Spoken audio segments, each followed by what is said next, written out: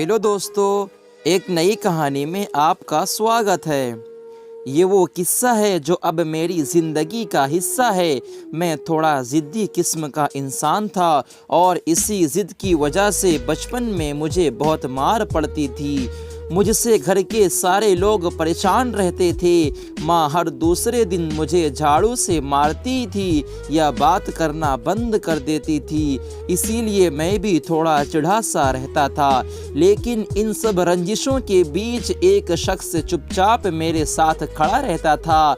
वो थे मेरे पापा। हाथ उठाना तो दूर की बात है, मुझे तो ये भी याद नहीं कि आखिरी बार उन्होंने मुझसे ऊंची आवाज में कब बात की थी। पापा हमेशा कहते हैं कि बाप बेटे के रिश्ते से पहले हमारे बीच दोस्ती का रिश्ता है।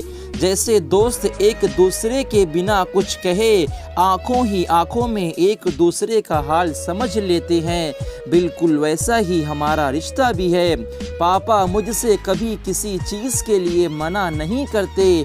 जब मैं उनसे कहीं जाने को कहता या फिर कुछ करने को पूछता हूँ तो वो सिर्फ एक बात बोलते हैं कि बेटा अगर तुम्हें ये गलत नहीं लग रहा है तो करो।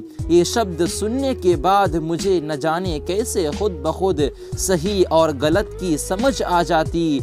ये बात उस समय की है जब मैं क्लास 5th में पढ़ता था।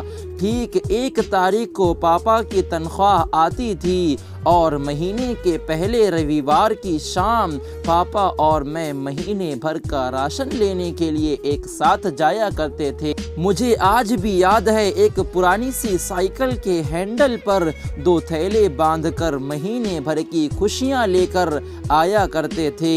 एक बार उस रोज हम राशन लेकर घर वापस आ रहे थे। अचानक पापा की नज़र थैले में रखी एक नमक की पैकेट पर गई। पापा ने मुझे रुकने के लिए कहा और हिसाब वाला खाता मांगा।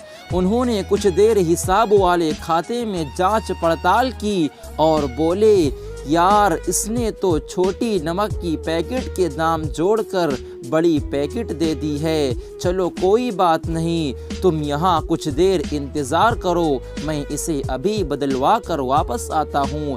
मैं फट से बोला, पापा अब रहने भी दो, आप कहाँ इतनी दूर फिर से वापस जाओगे। पापा एक पल के लिए रुके, थोड़ा सा मुस्कुराए और उस पैकेट को हाथ में लेकर बोले, बेटा ये मुझे गलत लग रहा है तो मैं ये नहीं करूं क्या। पापा वापस दुकानदार के पास चले गए। मैं कुछ देर वहां उनका इंतज़ार करता रहा। कुछ 10 मिनट बाद वो बड़ी पैकेट को बदलवा कर एक छोटी सी पैकेट लेकर वापस आए और हम घर की ओर चलने लगे। रास्ते में पापा ने एक हाथ से साइकिल को संभाला और दूसरा हाथ मेरे कंधे पर रखते हुए बोले, बेटा ईमानदारी किसी और से नहीं की जाती, ईमानदारी खुद से होनी चाहिए। ईमानदारी हर उस चीज़ में होनी चाहिए जिसे तुम दिल से करते हो। तब जाकर ये समझ में आया कि ईमानदारी सिर्फ पैसों की मोहताज नहीं होती, बल्कि यह एक रिश्ता है जिसे दिल से निभाया जाता है। उस दिन से बस्ता उठाए हर दिन इस उम्मीद में घर से निकलता हूँ कि मैं अपना काम मेहनत से करूँगा। लेकिन अगर किसी दिन जिद छोड़ देता हूँ या ज़िंदगी में किसी मोड़ पर पहुँचकर थक हार कर बैठ जाता हूँ तो इस बात की रात हमेशा महसूस होगी कि बड़ी ईमानदारी से सपने देखे थे और उतनी ही ईमानदारी से उन्हें पूरा करने की कोशिश भी की थी।